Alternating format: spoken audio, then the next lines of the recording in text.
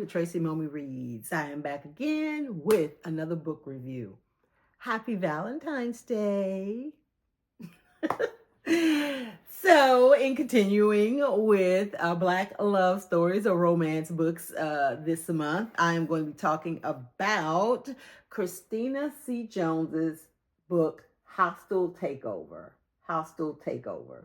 And I'm excited to talk about this one today because,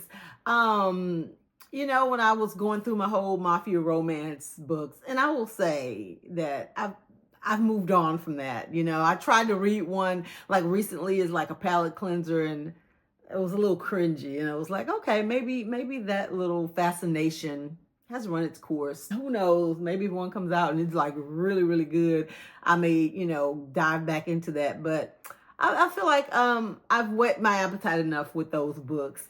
Having said that, I really feel like although Hostile Takeover by no stretch of the imagination is it like in the mafia realm, but it has an element that I enjoyed reading about in those books, and it's the arranged marriage trope, the arranged or forced marriage trope. And I was like pleasantly surprised because you don't really see that, not in the Black romance books that I've read, because it's kind of hard to force a Black woman to do something she don't want to do, first of all. So a forced marriage, I know. But in this particular book, so let me tell y'all what it's about. You have these two characters, Neilani and Orion. And they are, for lack of a better word, they're kind of like competitors, if you will, in the like grocery and supermarket space. However, Orion's business, and that's the other thing. In most of those like mafia books, all the men are billionaires. Well, so is Orion. He's a billionaire, okay? And this is actually, I guess, a part of a billionaire series, but they're all standalones. The Blackwood Billions, and this is book 1. But anyway, so Orion and his family, they have amassed their fortune by they have different retail chains and stores and things like that. But Neilani's family, they have a store. It's a supermarket, but it's kind of like on steroids. They have little shops in there, and they allow Black makers to come in and set up their wares and things like that. It's a large store, but it's just one store, and it's kind of entrenched in a Black neighborhood, and they're doing well. Except for when you pull out the paperwork and you see that her dad has basically just been very, very negligent with regards to how he's been spending their money just frivolously and remortgaging the store and selling the land that they owned that the store was on. Well, Orion, he's a businessman, and he buys up stuff and he takes over things so that he can keep growing, his family's enterprise. And it just so happens that he owns the land where Neilani's family's store is located. And so he comes a-calling at the beginning of the book, and he's like, pay me what you owe me, And they're like, we don't have the money. So he's like, well, y'all gonna have to get out. Or I have a proposition for you. Cue the evil laugh. He tells them, he's in the board meeting with Neilani's dad, their accountant, Neilani, and then him, just the four of them. He tells them that he'll make it all go away and sign the land back over if Neilani, and I think they called her Nala in the book or something like that. So it just seems weird because I don't think they referred to her as Neilani in the book, but I keep saying that because that's the government name, okay? But he says that if Neilani will marry him, that he will make it all go away. He will sign the land back over. And let me just tell you, Leilani is not to be trifled with. Nobody can make her do what she don't want to do. And she is just offended by the whole suggestion because, yes, Orion is fine, but your attitude, your arrogance, your ego, turn off. No, I'm not marrying you. But, after she thinks about it and she realizes like that they are really in dire straits, and her mom has passed away, and this was really her mom's store and her mom's family store, and that whole legacy could be just totally gone. And if she doesn't, go ahead with this plan to marry him. And for Orion's side, he is trying to live up to a promise that he made his grandmother, and to just kind of finally settle down. And he has the looks, the education, the business, the money, but he doesn't have a wife or a woman or a family structure. But what a crazy way to go about it. What a crazy way to go about it. So what I liked about the book is that, and I've said this before, when it comes to like arranged marriage tropes and stuff like that, I like the feisty female character who is kicking and screaming and no, this is not right, because it's not right. You can't, you want to blackmail somebody into marrying you and having this relationship, and then you expect for them to just like fall in line and do what you want them to do. No.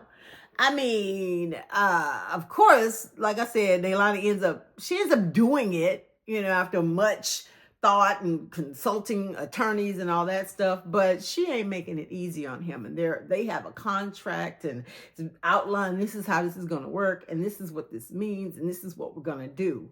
Right. So I like that it wasn't just a thing where she just folded and totally became a whole different character. Like she's this, boss ass businesswoman who just caves to this man and becomes unrecognizable. No, he had to work for it. But on his end, on Orion's end, yes, he was very arrogant, huge ego, but it was something about him that also made her want to lean into him and kind of submit in a way, because even though, like I said, he went about it maybe the wrong way, he always liked her, right? And he protected her, and he took very good care of her. Even though she was trying to be hella independent, he was just enough alpha to be able to, make her feel safe and comfortable enough that he wasn't going to end up hurting her or throwing everything back in her face or, whatever. And he was true to his word, as far as giving the land back. So most of the book is just kind of spent. There's some other things going on in the background, because you've got some people being diabolical that, we don't want to let go of what they have. And now as a result of this union between Orion and Leilani. So we get, some of that. But the bulk of the story is just the two of them kind of merging their lives and softening each other and changing and realizing, you may have all of this stuff, but what does it mean at the end of the day if you don't have someone who loves you? And that's what we come to the romance stories for, right? It's for that type of vibe. As far as what I didn't like about it, like I said, initially he was a lot, just very arrogant. He was used to getting his way all the time, left no room for argument or for compromise. And, I think that once he saw that he had kind of met his match, he had to like pull back and be like, okay, I'm gonna have to come up with a different approach, because she's not gonna just fall in line like I had initially anticipated. I think overall, the overarching message, like I said, it's like at the end of the day, if you don't have somebody, and I think this is like a famous line in that movie Mahogany with Billy D. Williams and Diana Ross. Let me tell you something, and don't you ever forget it. Success is nothing without someone you love to share it with. What's the use of having our stuff if at the end of the day you don't have somebody to share it with? But they just learned that family was more important, love, and having someone who had your back. Oh, and let me just jump back to something else again, drawing parallels to some of the mafia romances that I read and this particular book. Orion had some connections, okay? Some street connections, some connections with people that could unalive people. So don't let the businessman, that the whole veneer of that fool you. He could get rough if he had to, especially if somebody was messing with his woman. Okay, and that's all I'm gonna say about that. As far as trigger warnings, I think that a lot of people, I have seen in, like, whenever I've read like reviews, like I've mentioned how sometimes if I see a book that somebody recommended, I'll go see what the star system looks like on Amazon or Goodreads, and then I may read just like the top review or whatever, and then the lowest, just to kind of see, okay, well, what is the main problem people have with this book? And at the end of the day, I'm gonna read it if I want to read it. But I've noticed sometimes, like in some comments, there are people who get upset because there's foul language used in books. And as someone who is an author and who is fond of the occasional 4-letter word and have them peppered throughout my books, I grow up. Because unless it is like a Christian type book or faith-based, romance or story, in real life, adult people from time to time use 4-letter words when they're stressed, when they're angry, when they're upset. And I know that there can be times that it can be gratuitous and maybe unnecessary, and other words could have been used, but they weren't. You know what I mean? And I'm saying that to say is, Leilani got a bad mouth. she got a bad mouth, and she does not censor herself or try to act ladylike when she feels like, somebody is trying to take advantage of her or take advantage of a situation. So there's some language in there that, if you don't want to read that kind of stuff, you might want to stay away. But I don't feel like it's excessive. I don't feel like it takes away from the story. I feel like, if anything, it gives a little bit more credibility to the story, because you have to think about, like, and not just Black women. I mean, Black women get it the worst. I'm not, because I am a Black woman, so I know what I'm talking about. But just women in general, we live in a society where there are such expectations for us to be so meek and so demure. You're not supposed to challenge a man or challenge a system, and if you're a businesswoman or if you're trying to build an empire or whatever, sometimes you gotta stomp with the big dogs, and you gotta let them know, hey, I'm not playing games here either. You want to go? Let's go. Let me take off my earrings. What you want to do? And Leilani definitely had that kind of vibe and energy. But like I said, Orion was able to provide a soft place for her to land, and she softened up, when it came to him. There are some steamy scenes, and unlike most books that you would think, because this is more of an, enemies to lovers, arranged marriage type thing, you would think, oh, it's a slow burn because they don't like each other and they got to get to know each other. No, well, they're very attracted to each other. And I think that pisses Leilani off more than anything.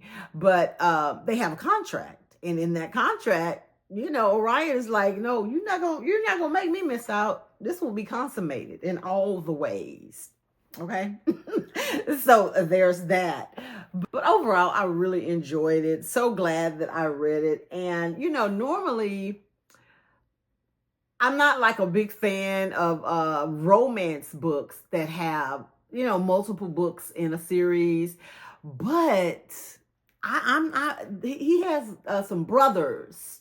Okay, and I think they all get their story. So I'm gonna have to go read that next Blackwood Billions book because I really enjoyed this one, and I feel like it was a perfect story to kind of escape in, but it wasn't like angst driven. It wasn't sappy. It had so many elements. Like I said, there are forces trying to come at Orion and Leilani, not only because of their union, but because of their businesses. That has to be dealt with.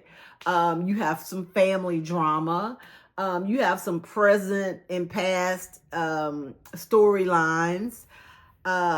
You have some paternity issues. So it's a lot, but at the same time, I feel like it's what makes the story so worthwhile. So yeah, Christina C. Jones, Hostile Takeover. If you ever read Hostile Takeover, I would love to know your thoughts in the comments. What did you think about, Leilani's character? Do you think she was just doing too much? Or do you think, she was very justified in her actions?